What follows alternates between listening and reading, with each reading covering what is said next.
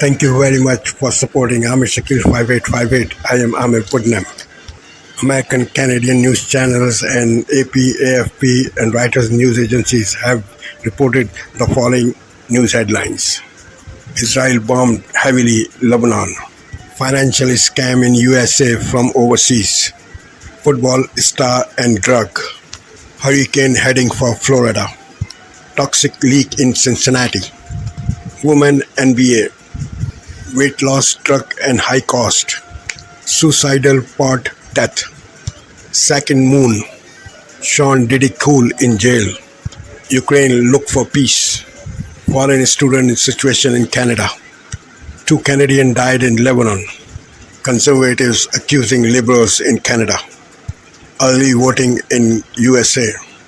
Chaos in Philadelphia. Now please watch the channels.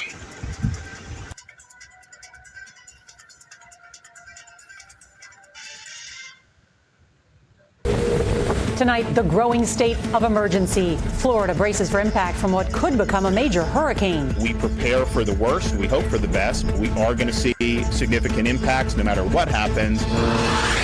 Israel and Hezbollah on the brink of an all-out war as the two trade fire. Full-scale war is not in anyone's interest. There were so many red flags. And tonight's Eye on America, an in-depth look at the online scams from overseas that are costing Americans billions of dollars. It must be heartbreaking for you to watch that. Absolutely. It's shocking. The CBS Evening News starts now.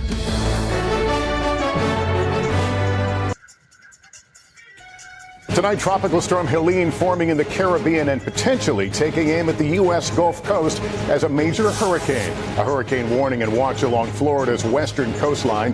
A state of emergency across nearly the entire state. Up to 15 feet of storm surge expected. Mandatory evacuations in effect, and we're tracking it all. Also this evening, President Biden's final address at the United Nations. His warning to the world as wars rage in the Middle East and Eastern Europe. Israel and Hezbollah exchanging new strikes as thousands flee southern Lebanon after the deadliest day there in almost 2 decades. Nearly a year after the Hamas terror attack on Israel, the families of American hostages speaking out. One freed hostage fearing for her husband still in captivity. I was there in those same conditions, and I thought that I'm going to die all the time. Do they feel forgotten as the war shifts to Lebanon? NFL legend Brett Favre revealing his battle with Parkinson's while on the hot seat at a Capitol Hill hearing on welfare fraud. The CEO of the company behind Ozempic and Wegovy testifying. Lawmakers demanding to know why are popular weight loss drugs so expensive when they cost less abroad. And the WNBA playoffs tipping off as the popularity of women's hoops surges on courts across the country. This is NBC Nightly News with Lester Holt. Good evening. Tonight, breaking news as we come on the air, the U.S. bracing for a potential Category 3 hurricane. The states of emergency already. Also breaking tonight, the emergency response underway right now, a toxic leak, thousands evacuating. There is concern at this hour over a potential explosion. And former football star Brett Favre revealing a stunning diagnosis tonight. First this evening, Tropical Storm Helene gaining strength as it closes in on Florida. Hurricane warnings and watches in place tonight, expected to hit as a Category 3. Mandatory evacuations, multiple states in the path of this system. Ginger Z with the latest track. Also breaking as we come on, the images coming in now, a toxic and flammable chemical leaking outside Cincinnati. Thousands evacuating, authorities moments ago saying they are concerned over the potential for an explosion now. Many being urged to close doors and windows and to seal them if you can. With President Biden before world leaders at the UN today, tonight Israel launching a new wave of deadly airstrikes on Beirut. The Israeli military saying a top Hezbollah commander was killed in a targeted missile attack. Tens of thousands of people trying to escape. What the president said about the escalating crisis. Ian Panel in Beirut. Election day 42 days away now. Donald Trump and Kamala Harris on the economy and on immigration. Former President Trump in Georgia. Vice President Harris headed to Pennsylvania and then to the border. Tonight, Football Hall of Famer Brett Favre's stunning reveal while on Capitol Hill. His very personal battle, his diagnosis. Overseas, an American woman is believed to be the first person to ever use what's called a suicide pod in Switzerland. A criminal investigation now underway tonight. The 64-year-old woman from the Midwest reportedly had suffered from an autoimmune condition. In Kansas City tonight, the daring rescue 23 stories up. Also, 12 members of a university lacrosse team tonight seriously injured, several hospitalized after a workout conducted by a Navy SEAL. What the workout included: the Earth about to get a second mini-moon. In New York City tonight, who Sean Diddy Combs is now sharing space with behind bars. The fireworks on Capitol Hill over the cost of those popular weight loss drugs. Why are they so expensive? How the CEO answered. And America Strong tonight, the grandmother hiking. She lost her footing. Who found her and rescued her on that trail? It's remarkable. From ABC News World Headquarters in New York, this is World News Tonight with David Muir. Good evening. We begin.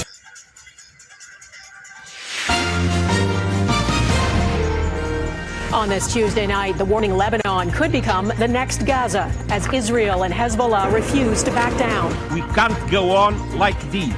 What Hezbollah is capable of and who has the most influence over this conflict.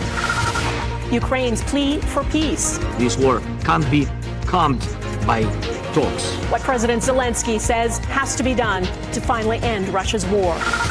Thousands of international students seeking asylum in Canada. Concerns the visa program is being exploited. And planet Earth's new guest in space, the harmless asteroid going through a phase as a mini-moon.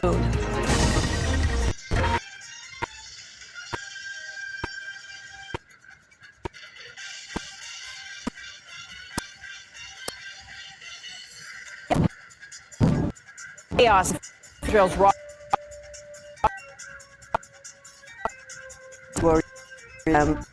Warning for Christians in Lebanon: get out while you can. We break down where the escalating conflict between Israel and Hezbollah could go now. Conservatives move to try to bring the government down. This will be a carbon tax referendum, a carbon tax. As the Prime Minister makes a late-night appeal. Continuing to be there to support people, and I'm going to keep fighting it. And an NFL legend's difficult revelation. I've recently been diagnosed with Parkinson's. What the research says about football and brain disease. From CBC News, this is The National with Chief Correspondent Adrian Arsenault. Quadruple the tax will grind our economy to a will be.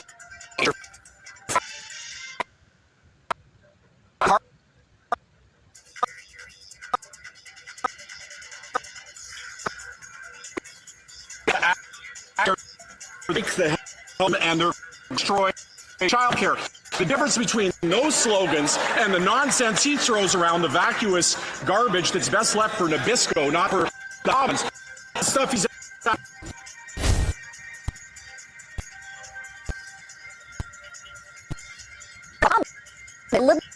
down on the racing. James Moore, Tom Mulcair, and Rick Walton. I'll start with you. I mentioned tomorrow this House of Commons will, for all intents and purposes, look exactly the same as this afternoon, because the Bloc and the NDP have already identified that they're going to vote against the Conservatives and with the government. But what do you think the cumulative effect of the last week, the introduction of what this motion will say, the actual motion, the debate today, like what has been the effect, do you think, overall of the parties? I think the effect is to make the Liberals more confident in their standing in the House this fall. They have two dance partners, two negotiating partners with the NDP and the Bloc. The Bloc are much more clear in public about what they want and what the price tag is, although unclear on how soon they want that before all the confidence votes run out. Who knows when they schedule them all. And the NDP are kind of giving different messaging. They're dealing with his support. Voting by next people.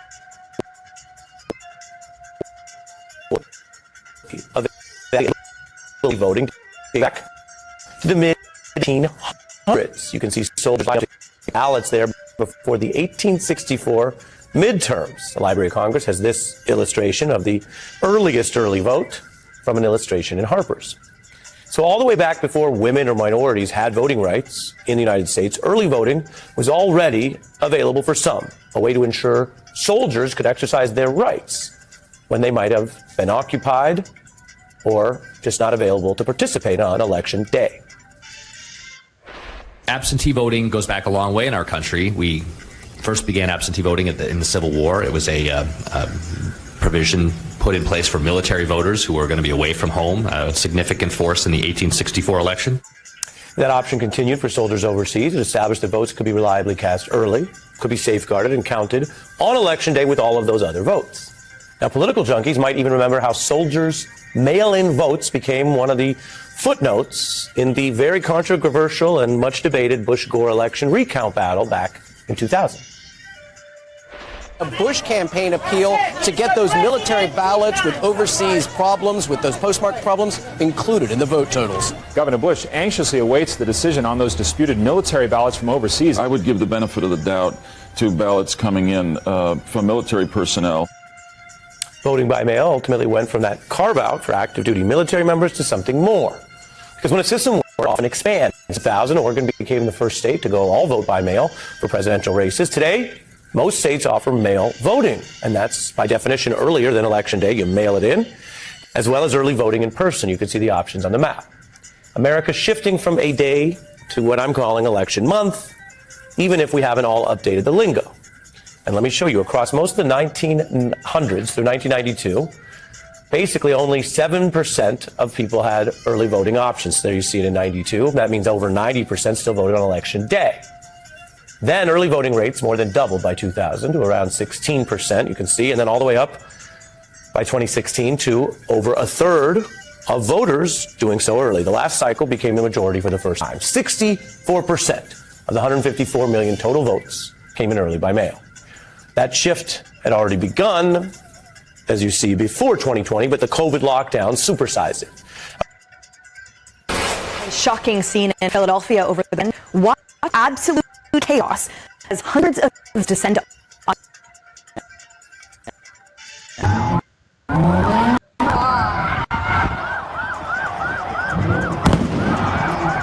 Cars did donuts while hundreds of people took to the streets, lighting fires, throwing fireworks, jumping on cars. At least 5 police vehicles were damaged, some with their windows smashed and their tires deflated. Several officers were hurt in that chaos. It was the 11th illegal car meetup Philly police responded to in just one weekend. And they say someone even brought a flamethrower to one of them. Steve, we were talking about. See, seems like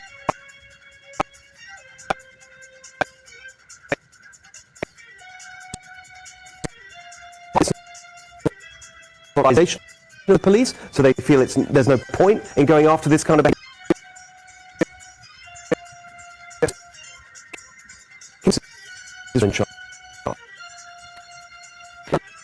Others who, teenagers now watching this, and we are. It's amazing. For this a new gym. It doesn't have to be this way. They could be doing so many other things, but we're going to have to save society because you can't live this. That's right. And Kaylee, Harris brings up such an excellent point that, for example, right there in Philadelphia, as well as Democrat-led cities throughout the country, the performance rate of students at public schools is abysmal. Yes. The vast majority cannot read or write or perform math at anywhere near the acceptable level. Yeah, they also have another thing in common, these blue jurisdictions. They love criticizing police officers. They loved the idea of defunding police and withdrawing resources until it became impractical. One civilian tried to charge at a police officer with their car. Another ran over a woman's foot. And the quote at the bottom of the CBS article was interesting. The City of Philadelphia Police Department is at an all-time low in manpower. We desperately need police officers. You think we could have told you that 4 years ago when you wanted to drain resources out of the department? Yeah, but to Steve's point, the demoralization and the gutting of the administration or administrative sort of memory is real. This is a fundamental dearth in the police and law enforcement ranks, and who blames them? Their safety is at stake. Well, I mean, a couple things. First, I spend a lot of time in Philly. It is not normally like this. It is a lovely city. But President Biden gave the police more funding. At the congressional level, I think a lot of Democrats look at scenes like this, despite crime numbers in many ways going down, including murder rates. When people see this, they understand that this has an effect, right? You can't not see this and be concerned. So good that crime numbers are down overall, especially on violent crimes, but still got some work to do. A last piece of data for mercynow.org/give. Welcome to Democracy Now!, democracynow.org, the War and Peace Report. I'm Amy Goodman. Lebanon's caretaker Prime Minister Najib Mikati has accused Israel of waging a war of extermination after Israeli airstrikes killed at least 558 people, including 50 children, and injured over 1,800 since Monday. It was Israel's largest attack on Lebanon in nearly 2 decades. In Israel, Israel said today it will further accelerate its attacks on Lebanon. Israel claimed the airstrike struck 1,600 Hezbollah targets, but Lebanon's health ministry said Israel mostly struck civilian sites, including hospitals, medical centers, and ambulances. Thousands of Lebanese residents have fled southern Lebanon, with many heading to Beirut. The UN Human Rights Office warned Israel that sending a warning before attacking civilians is not okay. Hezbollah forces responded to Israel's massive attack by firing missiles at Israeli military bases, arms factories, and other areas. EU Foreign Policy Chief Josep Borrell warned, quote, "We are almost in a full-fledged war," while UN spokesperson Stéphane Dujarric said the UN Secretary General Antonio Guterres is alarmed at the large number of civilian casualties reported in Lebanon. The message to the parties that are firing at each other across the blue line, to all the parties involved in this conflict, is step back from the brink. Stop the escalation. As we just said, there is no military solution at this point that will make anyone in either country any safer. Israel's attack on Lebanon also killed at least one journalist. Hadi El-Sayed, a reporter for Al Mayadeen, died after Israel bombed his home in southern Lebanon. Meanwhile, the Pentagon's announced more U.S. troops would be sent to the Middle East. The UN Human Rights Office is calling on Israel to stop attacking schools in Gaza that provide shelter. I'm Jeff Bennett. Amna Navaz has exploded. Unfortunately, a lot of the last war was injuries that dealt with brain injury. Mental health is something we know the least about.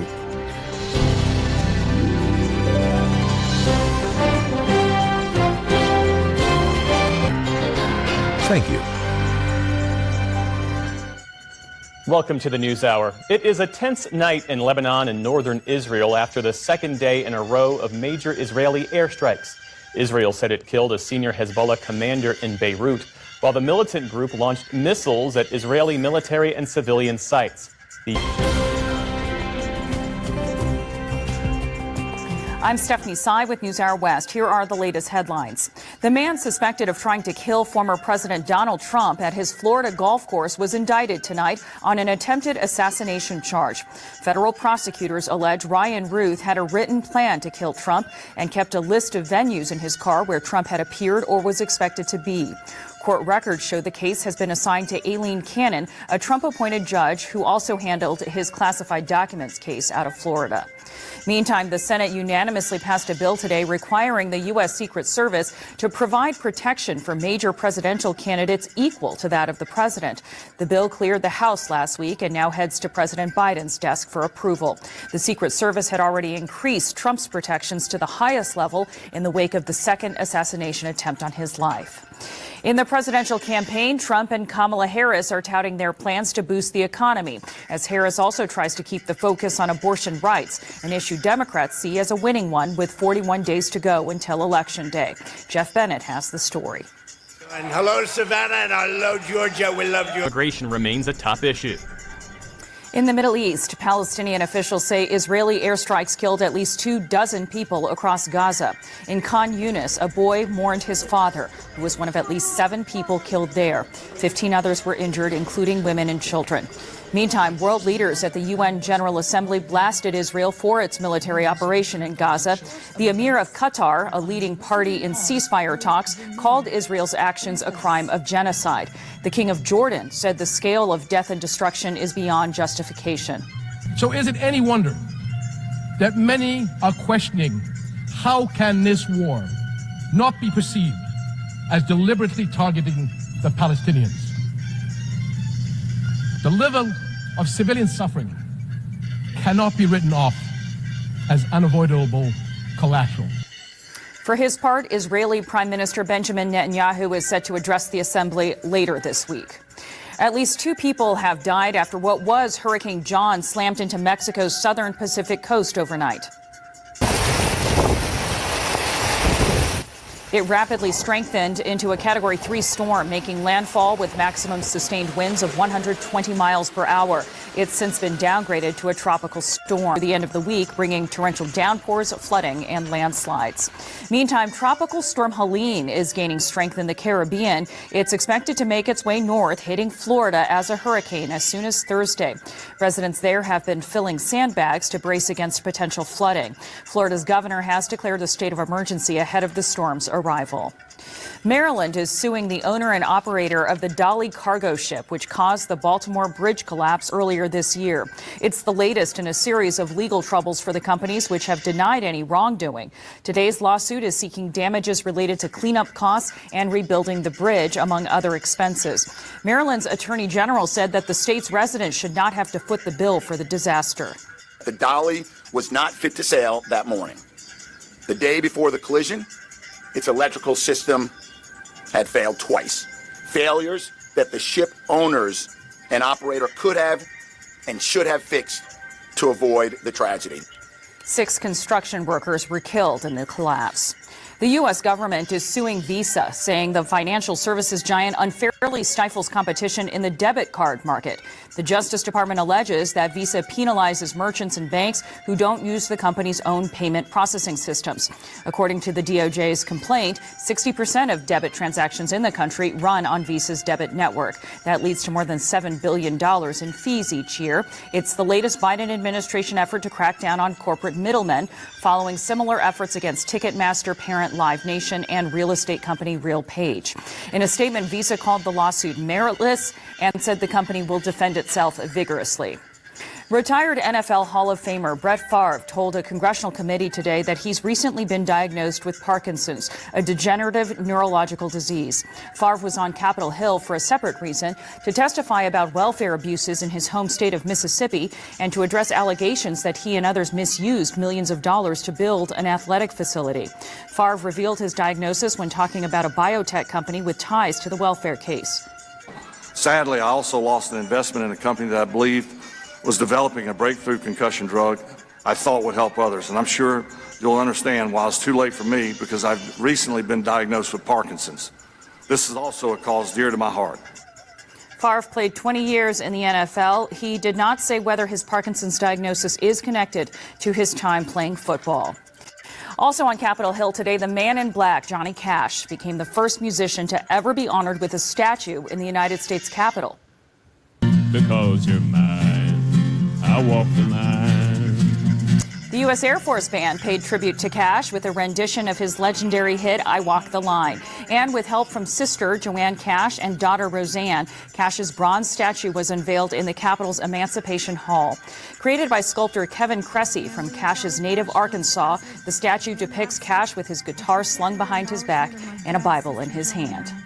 Still to come on the NewsHour, the head of the U.S. aid agency, Samantha Power, discusses foreign assistance in a time of global turmoil. Author Wright Thompson takes a closer look at the people and forces behind the murder of Emmett Till.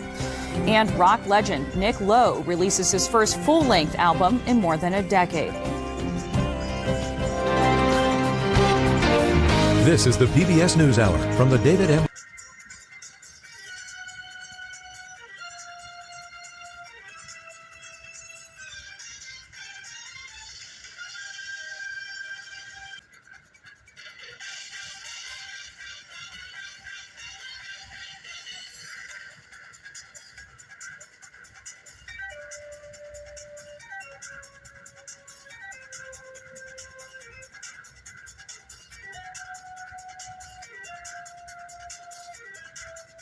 Thank you for sparing your precious time. This is Amir Shakil. Have a good life. Bye-bye.